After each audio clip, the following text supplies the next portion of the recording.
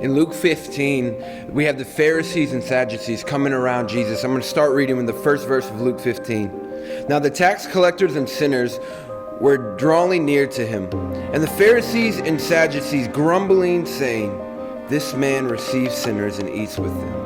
Now I just want to take a second and bring this story into a little bit different perspective than probably we already have known.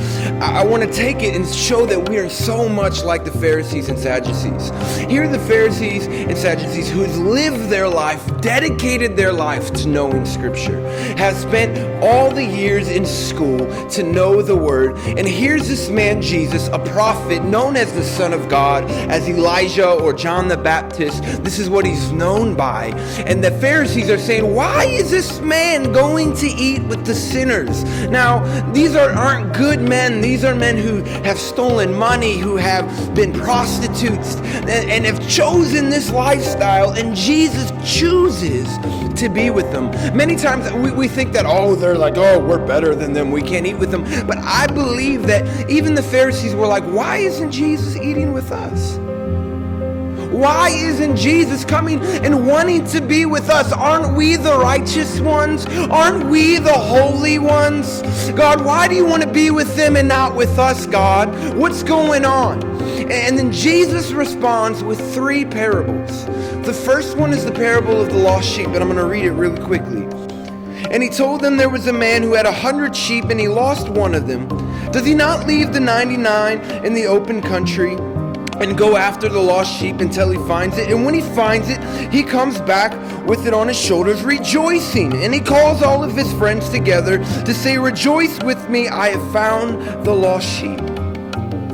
So I tell you, there will be much more joy in heaven over one sinner that repents over the 99 that righteous. Now, if we take this, we understand it and say, that kind of makes sense. But if you look at it, there's 99 sheep that you're leaving unattended. What if the wolves come? What if everything goes on? And Jesus is unrational, unlogical here, and says he's going to go after the one.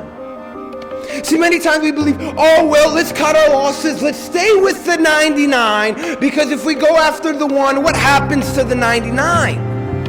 It's not logical. But Jesus, showing his love for the one, will risk the 99 and go after the one. And then he goes into the second parable, which is of the lost coin. And she flips the house upside down for the coin. And the third parable, he talks about the son. And we all know the parable of the prodigal son who goes out, takes his daddy's fortune, who was given to him, said, "Dad, give me the money." And he goes out and he wastes his life. And then he realizes that over a slop of pig food, he decides it's better for me to be a servant in my father's house than it is to be out here. So he writes a little speech up, "Father, I have sinned against you. Please let me at least be a servant in your house." And then he goes home. And here's the father. One of the one places in Scripture it depicts the father in a rush. The father runs to the son, and the son gives his speech that he's prepared who knows how long, and fearful probably of giving the speech, because what if his father rejects him? And the father says, "Kill the fattened calf," doesn't even acknowledge the speech. And we got the sheep. It was a dumb sheep. The coin, it couldn't have lost itself. But the son chose to run away, and yet the father still runs after him. He runs. He's after him. And what is the Pharisees? Here's the attitude of many of us, and we get there so easily. The brother, what? Wait a minute, Jesus? You're giving this guy the signet ring? You're giving him the fat calf? And the brother's like, what about me? I've been faithful, God. I've been faithful. What about me? What about me?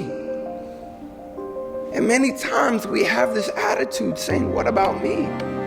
And we forget the joy of running after the lost one and him coming into the fullness of Jesus.